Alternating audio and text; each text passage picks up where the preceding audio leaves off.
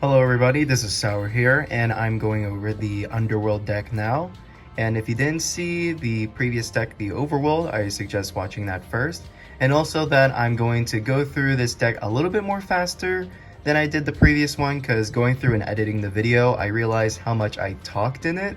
So with this, if you want to read what the card does, then I suggest you can pause it and you can read the card's effects itself into more detail. But right now I just want to go over the Underworld deck and its deck profile and what it has before I can record the battle video that I will be posting out this week. So let's begin.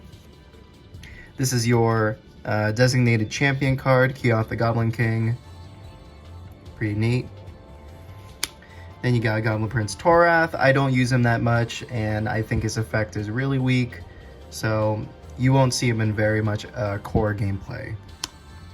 Goblin Commander, on the other hand, is a much better card because he has not just one, but he also has Inspire as well, much like Brave Knight Gantz.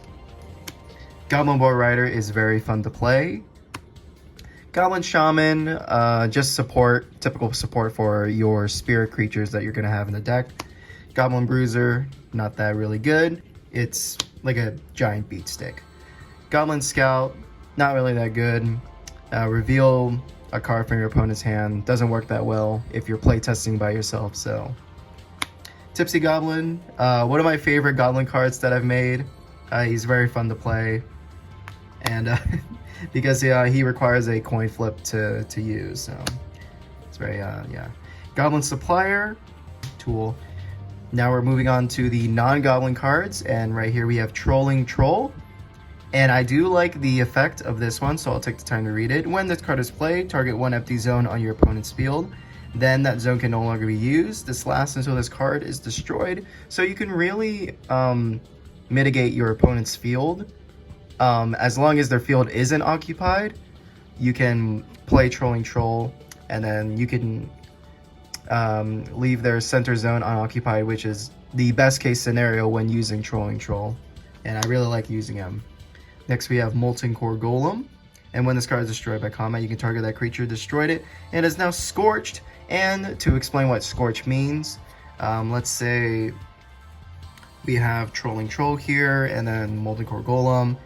And if Trolling Troll destroys Molten Core Golem, you'll take a token or something, and now he is scorched. And so scorch usually means that, and it's not like how you would think like burn would be in Pokemon, and they would, like, I don't know, take damage over time. Instead, scorch makes it so that the your creature's effect can no longer be used. And that lasts until, you know, the said card that is Scorch is sent to the discard or sent back to your hand. And yeah, Scorch is a pretty useful status effect to put on creatures. I actually lied, that wasn't the last Goblin cards. We do have Goblin Lookout, and then the last one is Goblin Recruit. We have two demon cards. We have Flame Demon, who does gain 1 strength per card that is scorched. Pretty good. And we got Horn Demon. He's a little guy with big horns. Speaking of the boar, we got Ravaging Boar. Next we got Ravaging Rat. And I do like the effect of Ravaging Rat. When this card is played, draw 2 cards and discard 1. Next we got Little Bomba. Just a little bomb dude running around. Next we got Imp, a very nice, if you would say, hand trap. Next we got Shady Salesman. And then moving on to the spirits, we got Fear Spirit. And Fear Spirit has saved me a couple of times during playtests, and you can equip this card from your hand onto an opposing creature on the field, and it loses 1 strength. Goblin Spirit, another good spirit card, and this saves a goblin from being destroyed by combat. Lava Spirit, just giving a Scorch status effect to a card creature on the field. Next, moving on to the spells, we got Fireball. Then we got Troll Toll Booth.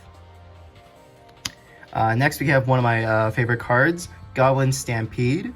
So you can pull this card on the first turn, and then you can just fill up the entire field with Goblin tokens, and it's so crazy to play that. And also, it plays in conjunction with Goblin Census, and you can gain 1 energy equal to the amount of Goblin creatures currently on the field, and that includes Goblin tokens because they are treated as underworld creatures, and they have Goblin in their name. So there you go, good combo. Surprise Ambush, just a searching for a card spell. Then we got False Surrender. Then we got Finders Keepers. We got Gobbo Snot. Surprisingly, I actually haven't used Gobbo Snot in a lot of my practice plays, which is very sad because I like the effect of Gobbo Snot. Next, you have Distraction. Then you got Spellbook Swipe with a cameo of Reluctant Mage. Devilish Decoy. Oh, now we're moving on to the counter spells. Yeah, Devilish Decoy. Revenge. Then moving on to the items, we got Protein Potion. Rusty Knife. Cursed Gold, which is my favorite item to use of all. I love using Cursed Gold.